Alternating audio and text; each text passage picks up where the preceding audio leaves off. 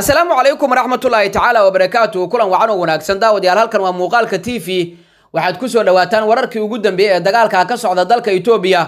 Qodobada saaxiibayaal aad daawan doontaan waxa qayb ka noqonaya ciidamada jabhadda TPLF oo sheegay in dhammaanba ciidamadii Itoobiya ee ku sugnaa gobolka Tigray iyo saraakiishoodii ay markaasi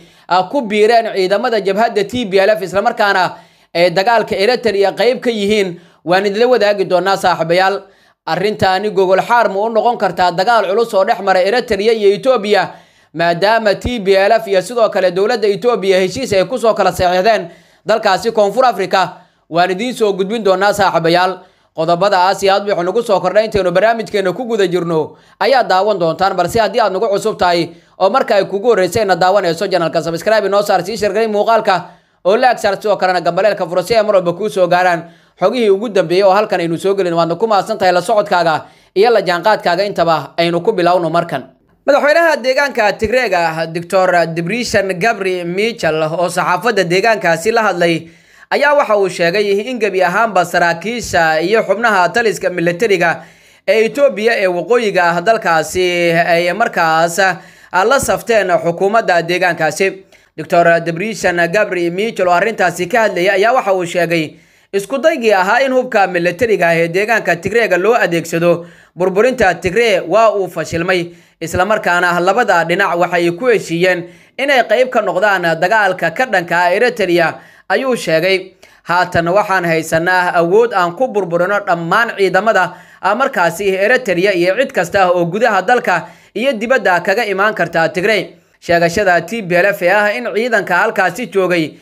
difaaca markaasi xuduudaha Eritrea uu u gacan galay ayaa mid haddii ay dhab tahay bedelaysa wajiga dagaal leh ee dad badani markaasi filayeen. labada dhinac Itoobiya iyo sidoo kale TPLF waxay heshiis arbacadii ku kala saxiixdeen magaalada Pretoria ee dalka Koonfur Afrika. inkasta oo ciidamada dawladda Eritrea ay diideen inay ka baxaan dalka Itoobiya gaar ahaan gobolka Tigray oo ku yaala waqooyiga dalkaasi dagaal culusna ay ka wadaan, haddana dawladda federaalka Itoobiya ciidamadeedu waxa ay go'aansadeen in ay markaasi ku biiraan jabhadda TPLF maadaama Eritrea ay diiday inay ka baxdo gobolka Tigray. dagaal culus ayaa laga markaasi cabsi qaba inuu dhex maro Itoobiya iyo sidoo kale Eritrea. heshiiskii labada dhinac markaasi muddo 20 sanadood ka badan ay gaareen uu meesha ka baxo. labada dhinac TPLF iyo sidoo kale Itoobiya waxay ku heshiiyeen in xabadda la joojiyo isla markaana nabad la qaato si gargaar bani'aadanimo loo gaarsiiyo dadka ku dhibaataysan gobolka Tigray ee waqooyiga dalka Itoobiya. laakiin arrintaasi waxa markaas ay u muuqatay in Eritrea aysan dheg jalaq u siinin oo dagaalka wali ay sii waday, waxaana arrintan ay qasabtay in dawladda Itoobiya ay ciidamadeedii ku sugnaa gobolka Tigray ay dhammaanba markaasi ku biiraan jabhadda TPLF isla markaana ay dagaalka qayb ka noqdaan. Eritrea wali kama jawaabin markaasi sheegashada jabhadda TPLF in ciidamada Itoobiya ee gobolka Tigray joogay ay ku biireen ciidamada TPLF. laakiin haddii arrintaani ay dhab noqoto ayaa waxaa la soo warinayaa in dagaalku waji kale uu yeelan karo.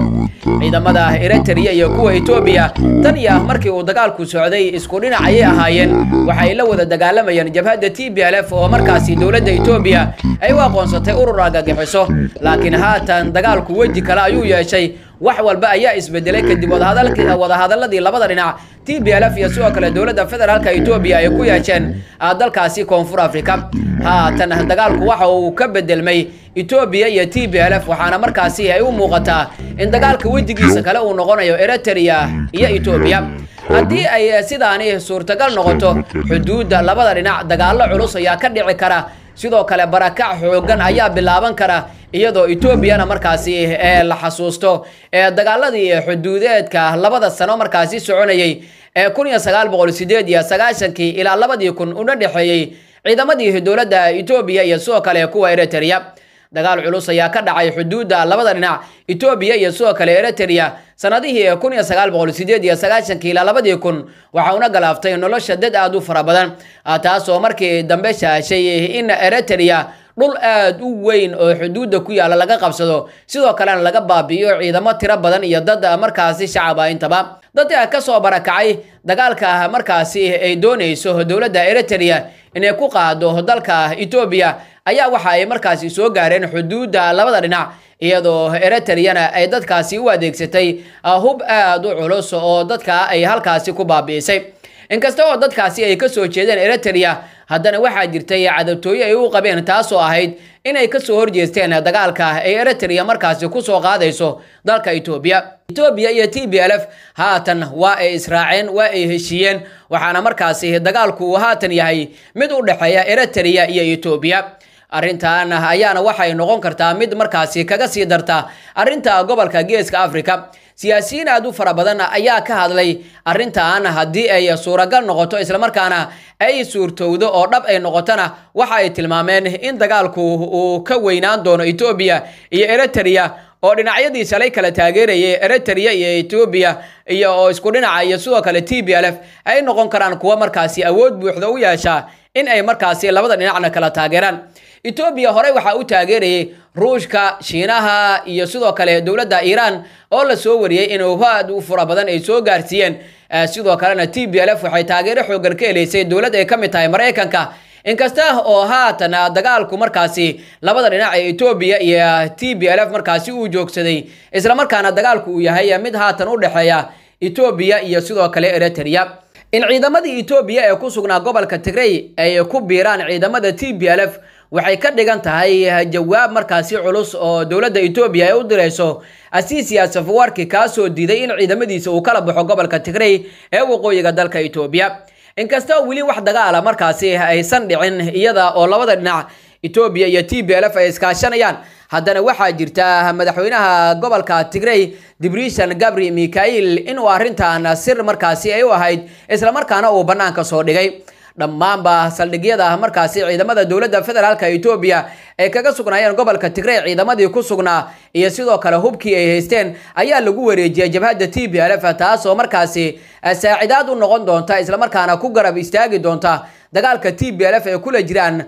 dalkaasi Eritrea ciidamada ka socda ee ka soconaya xuduudda labada dhinac ee Tigray iyo sidoo kale Eritrea dalku waxa markaasi uu muuqdaa inuu difaacayo dadkiisa maadaama shalay ay isdagaalayeen TPLF iyo sidoo kale Ethiopia haddana waxa ay markaasi ku heshiyeen in cadawga banaanka ay iska difaacaan waa Eritrea maadaama Eritrea ay diiday in ciidamada ay ka saarto gobolka Tigray ee waqooyiga dalka Ethiopia dhinacyadu waxa ay ku heshiyeen in Ethiopia markaasi ay u arki doonto cadow Eritrea markaasi kuna soo duulay dalkaasi Ethiopia arrintan ayaa waxa ay markaasi noqonaysaa in haddii dal uu ku soo duulo cadow banaanka ay markaasi dhammaan dhinacyada mucaaradka iyo muxaafidku ay ka soo wada horjeesanayaan dalkaasi ku soo duulay dalka waxayna markaasi haatan u muuqataa in Ethiopia iyo TPLF uu mideyn karo dagaalka Eritrea lagula jiro maadaama ciidamada Eritrea ay gabi ahaanba markaasi aanay ogolaanin wada hadaladii iyo qodobadii lagu soo heshiiyay markii uu markaasi socday wada hadalkii labada dhinac ee Ethiopia iyo TPLF markaasi ay ka dhacayay dalkaasi Koonfur Afrika iyadoona markaasi haatan la soo warinayo in Eritrea ay ka fiirsanayso xiriirka ay la leedahay dawladda dalkaasi Ethiopia madaxweynaha dalka Eritrea Asiyaas Afwerki wali wax war kama soo saarin sidoo kale madaxda kale ee dalka Eritrea kama jawaabin sheegashada TPLF in ciidamada Ethiopia ee ku sugnaa gobolka Tigray ay ku biireen ciidamada jabhadda TPLF isla markaana ay garab ku siinayaan dagaalka culus ee TPLF ee kula jirto ciidamada Eritrea waan arki doonaa daawadayaal wixii warar iyo warbixino ay ku soo kordhana halkan ayaanu idinku soo gudbin doonaa Ethiopia iyo Eritrea dagaal culus ma dhex mari kara maadaama Eritrea ay diiday in ay ciidamadeeda kala baxdo dalkaasi Ethiopia waad nagu soo gudbin kartaa saaxiib commentiga ayaadna markaasi aragtidaada nagula wadaagi kartaa haddii aad nagu cusubtahay marka ay kugu horeysay inaad daawatay channelka subscribe noo saar si shargray muuqaalka oo laag saar soo kalena gambareelka furasay marba ku soo gaaraan xogihii ugu dambeeyay halkan aynu soo galin waadna ku maasan tahay la socodkaaga ila jaanqaadkaaga inta aynu warkan kiisa kale aynu ku kulmi doonana saaxiibayaal sidaa iyo nabadgelyo